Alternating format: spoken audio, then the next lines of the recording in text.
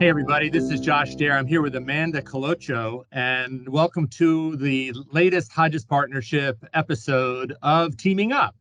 The team today, Amanda and myself, we Teaming Up is a series of conversations about various public relations topics.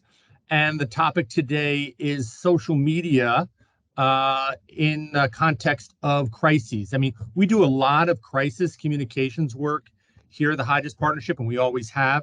The emphasis traditionally has been on how are you going to respond to the news media? What's going to be in your news release? How do it's always been that the media was that conduit to the public. And now things have changed significantly where social media really needs to be part and parcel of your crisis strategy. So we're going to talk about the different ways we go. Companies have addressed crises through social media today. Yeah, we're going to talk through 5 different case studies. We will lay out the situation, what exactly happened. We'll talk about how the companies or organizations responded, and then how our take on, what they did right or what they did wrong, and maybe some recommendations on what others can do if that ever happens. And then we'll wrap up with just some key takeaways and things to always remember in case you ever find yourself in a crisis on social media. Then Josh, you'll kick us off with the first one. Yeah, and our challenge will be to stick within 20 minutes because we could talk about this stuff hours. So we've got 5 case studies, so we'll try to get through them pretty quickly. The first one is a very familiar brand, and it's Weber Grills. Weber's a family-owned company, and one of the things they were doing on social media and through emails is they were posting a weekly recipe on how folks could use their Weber grill for cooking various things, maybe that you don't think of. The day they posted a recipe for meatloaf, unfortunately for them, was the exact same day that the singer Meatloaf passed away. And I can just imagine just being in that PR person's office or just being at the company and said, you know who died today? Meatloaf. And guess what? We just posted this thing. And people may have thought that they were trying to be funny or instead were being insensitive. And so what do you do? Right? What do you do when that kind of like innocent mistake was made? Right. It's really a coincidence, and it really was, like you said, an innocent mistake that really could happen to anyone. And I think it's just interesting, given how niche, they're a grill company, they're talking about meatloaf, and somebody who happens to name meatloaf, it's just a funny coincidence. Yeah. So very straightforward response, right? The company issued a very heartfelt apology. I'm going to read part of it. It says, at the time we shared this recipe with you, we were not aware of the unfortunate passing of actor and singer Mr. Marvin Lee Ade, which I never even knew his name before, also known as Meatloaf. We want to express our deepest apologies for this oversight and for any offense that it may have caused. We send our condolences to the family and fans. And thanks for understanding. They signed it, the Weber family, which I think was also a nice touch. Like, we're a family. We made an innocent mistake. We put it out there. And the response from social media, pretty good, right? I mean, people took them at their word. Yeah. That's part of taking advantage of your reputation and being able to, they have a reputation of being kind of straight-laced and all that. So they took advantage of that, and it was a pretty straightforward case. Yeah. What's next, Amanda? Yeah, the next case study, again, is for a brand who has, it's a very respected brand, one with a reputation also for being pretty straight-laced, pretty buttoned up, a little bit more of a serious tone with the content they share out, given the nature of what they do. That's the American Red Cross. So here's what happened. One of the nonprofit's social media managers mixed up her personal Twitter account for theirs and accidentally sent out a tweet on the Red Cross account that said, Brian found 2 more 4-bottle packs of Dogfish Head's Midas Touch beer. When we drink, we do it right. #, getting slizzard. Clearly, we can all relate to got posted too. I mean, we can all relate to this, right? I mean, we rely, it's interesting. I mean, a lot of companies rely on that younger person to kind of staff the social media accounts. Sometimes it's even an intern, right? But there's a weight of responsibility that goes with it. And these kinds of mistakes can happen. So what'd they do? Well, I just want to emphasize that it's a really good reminder to audiences, to customers who might not always associate this, but behind every company's social media account is either one person or an entire team of people. So this really can happen to anyone. There are safeguards that can be put up, but it's definitely a mistake that could happen to anyone. But I like the way that they handled it. Instead of trying to delete the tweet and hope no one saw it, or just simply saying, sorry about that, they had a little bit of fun with it. At the end of the day, it was a funny, silly tweet. No one died, no one was hurt or hopefully truly offended. So they had a little bit of fun, and they responded in another tweet that said, "We have deleted the rogue tweet, but rest assured, the Red Cross is sober and we've confiscated the keys." I love So that. it shows some humanness and personality behind it, making a little bit of a lightheartedness, or taking a lighthearted approach, I should say, with this. And then just to take it a little bit of a step further, the social media manager who sent the original tweet that was a mistake, tweeted and said, due to my inability to use Hootsuite, I wasn't actually #getting slizzard, but just excited, #now embarrassed. So they had some fun with it. They said, we're all humans. It was a mistake. What I love about this, Amanda, it's like you talked about, like the humanness of it, had a little fun with it. It wasn't a life and death situation. And what I love about it was when you work for a big organization like I have in the past, the amount of folks that have to approve something like this. So it clearly kind of got the attention of, the powers that be.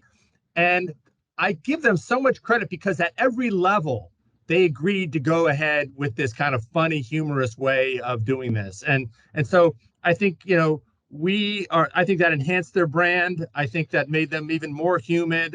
And this is an organization people look to provide life-saving services in the wakes of disasters and giving blood and all those types of stuff, but yet still could have a little fun with this mistake. So I give them a lot of credit for this.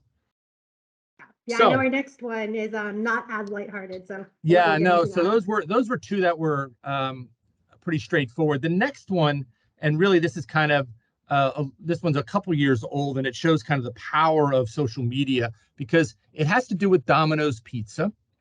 And a Domino's Pizza store down in North Carolina, 2 employees working late one night got bored or thought they would be funny and created a video showing them making the in a really disgusting way. We won't go into it, and people can go and Google this and they'll find the video and all that. I mean, within 3 days, the video had 1 million views. 1 million views. It was one of the highest ranking searches on Google. Sales went down 50% in the next week. Its stock price took a hit. This was serious stuff because this was a video that was really damaging a reputation where the company really relies on their reputation for sanitation and cleanliness and wholesomeness and all this stuff. And it was just thrown out the window as a result of these 2 employees. So thoughts on what they should do? I mean, unfortunately, it was 2 bad apples, 2 employees who ruined it for the whole company. But this was a clear mistake made, and employees that represented the company. So I feel like they just needed to throw their hands up and apologize and maybe talk about what actions are going to be taken to make sure that never happens again. I mean, there's no coming out of that. Yeah, and that's interesting. That's exactly what they did. So what they did is they went right to the top. They had the CEO create a video, and he was very straightforward and assertive. He said the store had been closed, and being totally cleaned head to toe. He said that the employees had been fired. A warrant was out for their arrest.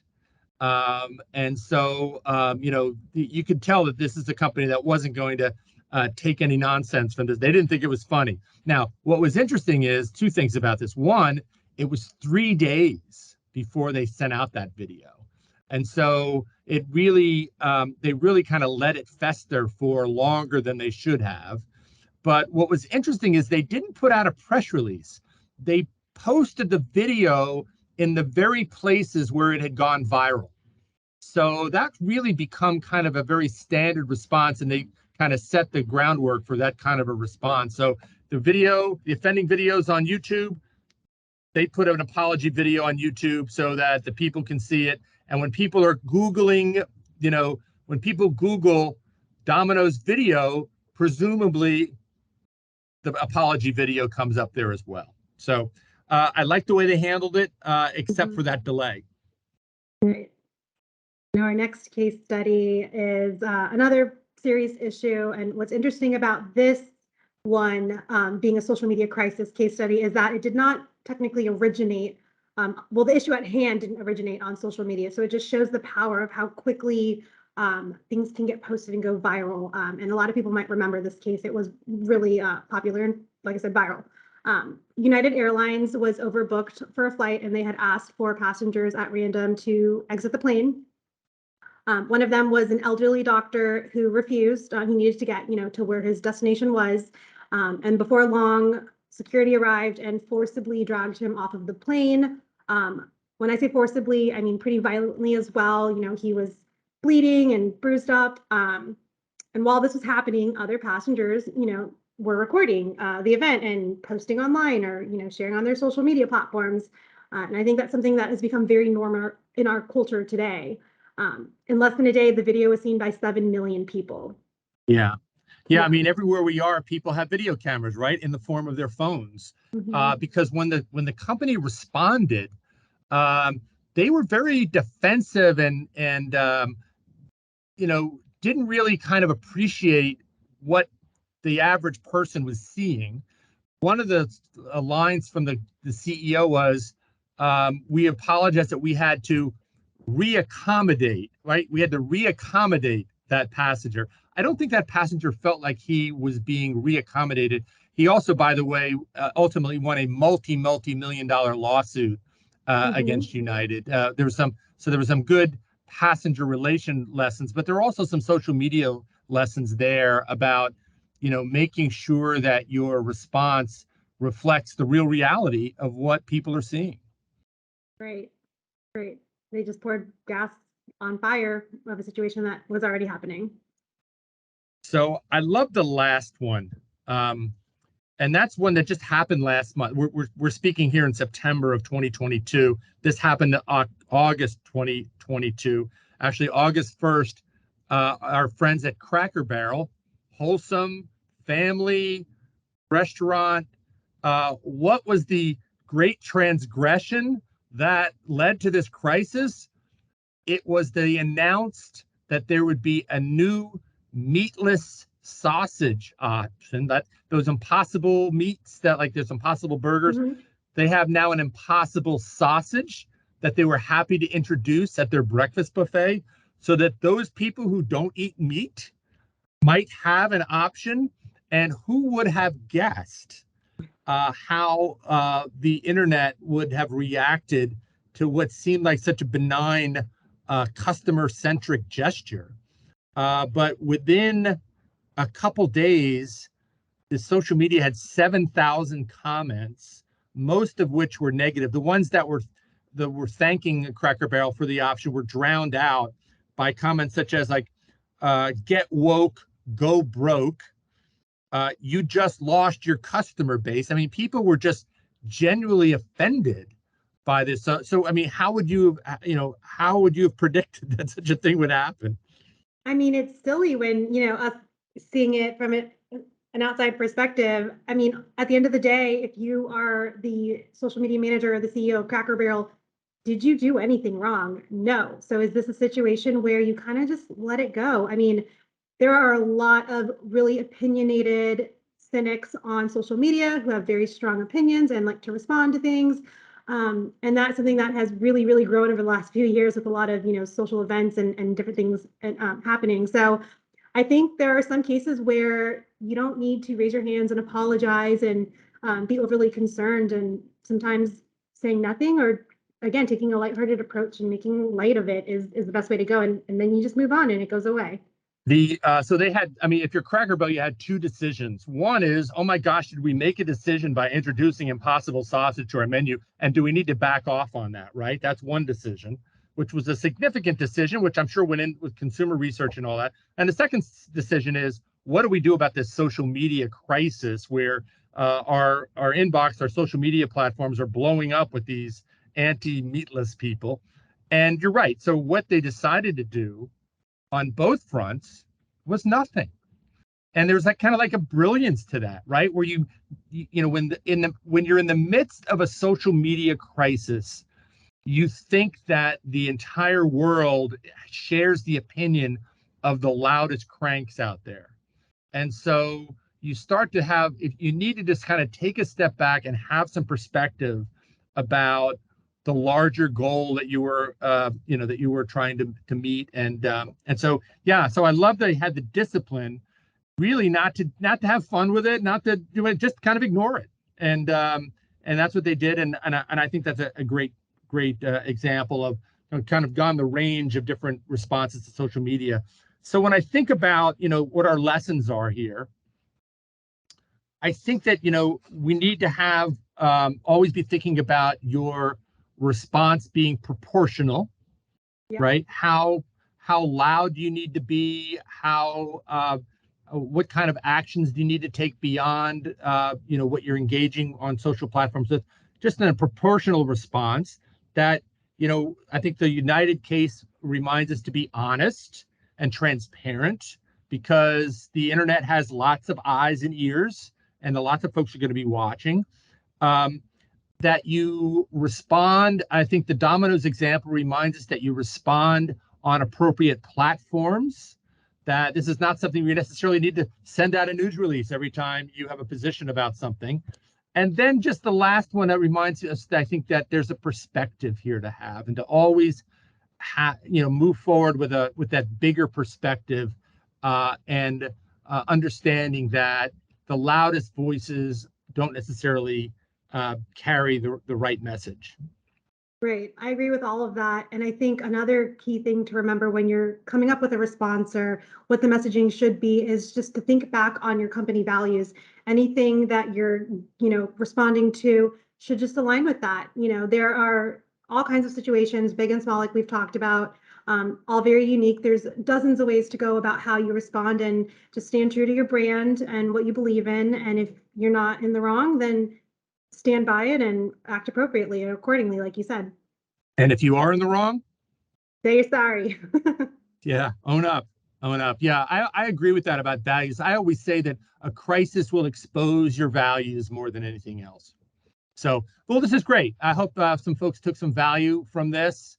They were fun kind of stories to research and chat about, and I like that they kind of ran the gamut of different experiences. So, Amanda, thanks for your insights. Enjoyed it. Thanks. See you next time. Bye, guys.